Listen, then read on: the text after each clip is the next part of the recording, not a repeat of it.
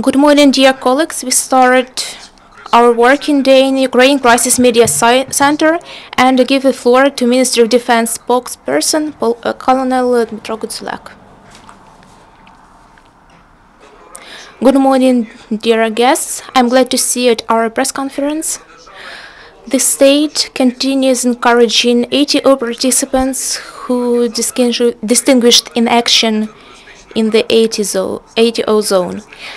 On Defender of Ukraine Day, 3 servicemen received title of the Hero of Ukraine, 2 of them posthumously. During the celebration ceremony, the President of Ukraine, Petro Poroshenko, awarded with the Golden Star of Hero of Ukraine, Chief of Staff, First Deputy Commander of Paratroop Battalion of the 25th Separate Paratroop Brigade of High Mobility Assault Forces of the Armed Forces of Ukraine, Major Andrei Tkachuk, and also to families of fallen heroes, 10 Company Commander of the 93rd Separate Mechanized Brigade, Captain Alexander Lavrenko, and Platoon Commander of Self-Propelled Howitzers Battery of Brigade Artillery Group of the 51st Separate Brigade, Lieutenant General Volodymyr Garmaty. Over 180 servicemen of the armed forces received other state awards. In addition, over 1,100 servicemen received ministries awards, and nearly 1,000 servicemen obtained the status of combat participant. As of today, since the start of the ATO, almost 11,363 ATO participants were awarded these national awards, and 17,500 received encouraging awards from the Ministry of Defense. Over 182,000 obtained combat participant status. Ukrainian citizens continue to help their army in the framework of a campaign Support Ukrainian Army. The Ministry of Defense received on its accounts as a help to the army nearly 161 million Ukrainian hryvnias from legal entities and individuals. Over 680,000 of them were received in 2016. From this amount, 145 million were donated for military equipment and the rest for medical backup. Over 4 million of this amount arrived from abroad. Ukrainian citizens also give charitable contributions directly to military units. Since the beginning of the ATO, the total cost of furniture, fuel, and equipment given by citizens to the army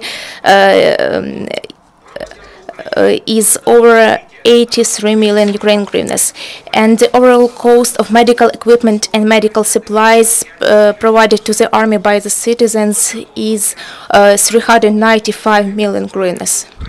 On October 20th, the Central Officers' House will start its work, the 20th All-Ukrainian Medical, Scientific and Practical Conference on topic up-to-date issues of surgery and anesthesiology in time of peace and war.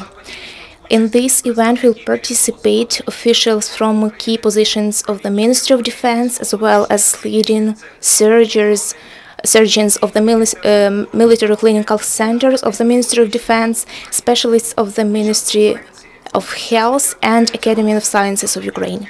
During the conference, the participants will share their experience of surgery and anesthetic service in the Armed Forces of Ukraine and other military formations during ATO. There will be a direct stream from operating theater, during which medical workers will have opportunity to see professional level of military surgeons and analyze pros and cons of using telemedicine for surgery in the Armed Forces of Ukraine. Over the last week, military mine professionals in the ATO zone cleared from mines nearly 11 hectares of land and destroyed 468 explosive devices. In total, since the beginning of ATO, mine professionals of the Armed Forces of Ukraine destroyed over 125,800 explosive devices and cleared from explosive devices nearly 2,670 hectares of territory in Donetsk and Lugansk regions.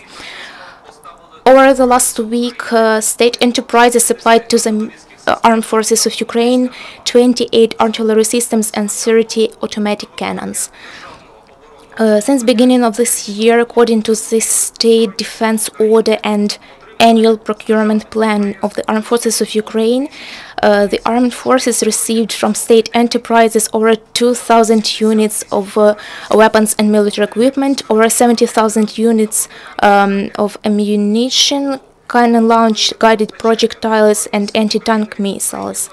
This year, the Army received adopted 16 examples of military equipment. These are stationary complexes for automatization of control, stations of the automatic aircraft command system, armored sanitary evacuation vehicle,